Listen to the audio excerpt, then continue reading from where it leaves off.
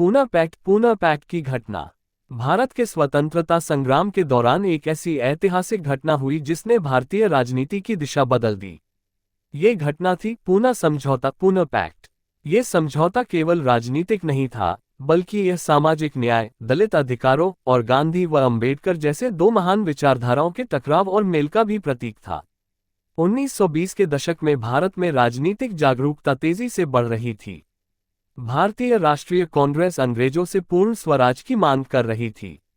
वहीं दूसरी ओर डॉक्टर भीमराव अंबेडकर समाज के उस वर्ग की आवाज थे जिसे सदियों से अस्पृश्य माना गया था, यानी दलित या अनुसूचित जातियां।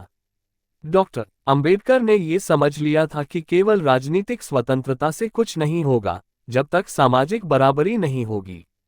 उन्होंने दलितों के लिए स्वतंत्र राजनीतिक प्रतिनिधित्व की मांग की, यानी दलितों को अपने उम्मीदवार चुनने का विशेष अधिकार हो। रैमसे मैकडोनल्ड का कम्युनल अवार्ड 1932। ब्रिटिश प्रधानमंत्री रैमसे मैकडोनल्ड ने 16 अगस्त 1932 को भारत के लिए कम्युनल अवार्ड की घोषणा की। इस योजना के अंतर्गत भारत में विभिन्न समुदायों जैसे हिंदू, मुस्लिम, सिख, ईसाई, एंग्लो इंडियन और दलित तब डिप्रेस्ड क्लासेस कहा जाता था को अलग अलग निर्वाचक मंडल सेपरेट इलेक्टोरेट्स देने का प्रस्ताव था। इसका अर्थ था कि दलित अपनी अलग वोटर लिस्ट से केवल दलित उम्मीदवारों को वोट देंगे और उनके लिए कुछ सीटें आरक्षित होंगी। डॉक्टर अंबेडकर ने इस प्रस्ताव का स्वागत किया क्योंकि उनका मानना था कि यदि दलितों को अलग राजनीतिक पहचान नहीं दी गई तो वे हमेशा ऊंची जातियों के नियंत्रण में रहेंगे और उनकी आवाज दबाई जाती रहेगी। मिस्टर गांधी ने इस प्रस्ताव का कड़ा विरोध किया। उनका मानना था कि यह हिंदू समाज का विभाजन है। गांधी जी ने हमेशा दलितों को हरिजन, ईश्वर के लोग कहा और उन्हें हिंदू समाज का अभिन्न हिस्सा माना। लेकिन वे दलितों को अलग निर्वाचक मंडल देना स्वीकार नहीं कर सके। गांधी ने यरवदा जेल, पुणे में आमरण अनशन शुरू कर दिया। उन्होंने कहा कि यदि दलितों को अलग निर्वाचक मंडल दिए गए तो वे प्राण त्याग देंगे। यह एक अत्यंत नाटकीय और भावनात्मक मोड़ था। गांधी जी के अनशन की खबर से देशभर में उथल पुथल मच गई। लाखों लोग सड़कों पर उतर आए, मंदिरों में प्रार्थनाएं होने लगीं। संत महात्मा और राजनेता गांधी जी की जान बचाने के लिए अंबेडकर से समझौते की अपील करने लगे। डॉक्टर अंबेडकर बहुत कठिन स्थिति में फंस गए।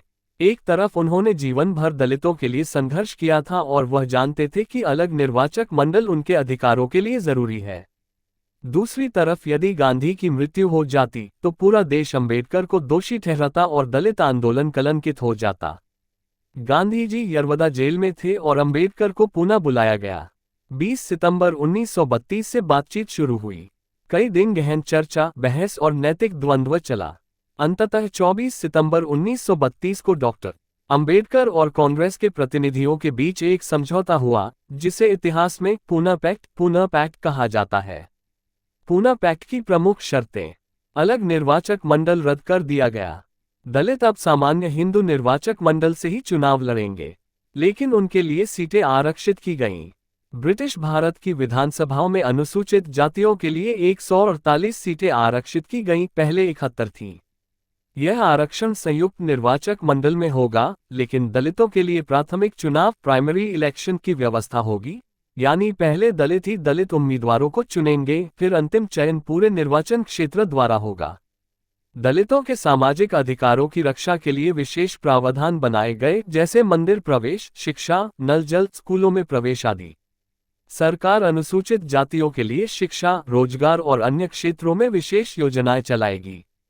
24 सितंबर को समझौते के बाद गांधी जी को यह बताया गया।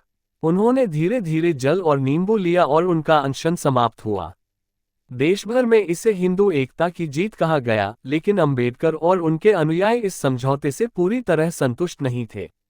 डॉक्टर अंबेडकर ने बाद में कहा कि उन्होंने बड़े भारी मन से समझौता किया क्योंकि वह गांधी की मृत्यु नहीं चाहते थे, लेकिन उन्होंने ये भी कहा कि यह समझौता दलितों के लिए एक नैतिक हार था। उनके अनुसार ये समझौता भावनात्मक दबाव में लिया गया निर्णय था, न कि पूर्ण न्याय के आधार पर। पूना पैक्ट ने भारत में दलित आरक्षण की नींव रखी।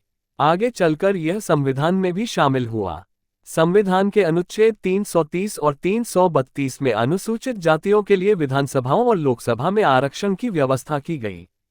लेकिन ये समझौता एक कटु सत्य को भी उजागर करता है कि स्वतंत्र भारत में सामाजिक बराबरी की राह भावनाओं से नहीं, संवैधानिक अधिकारों से ही तय होगी।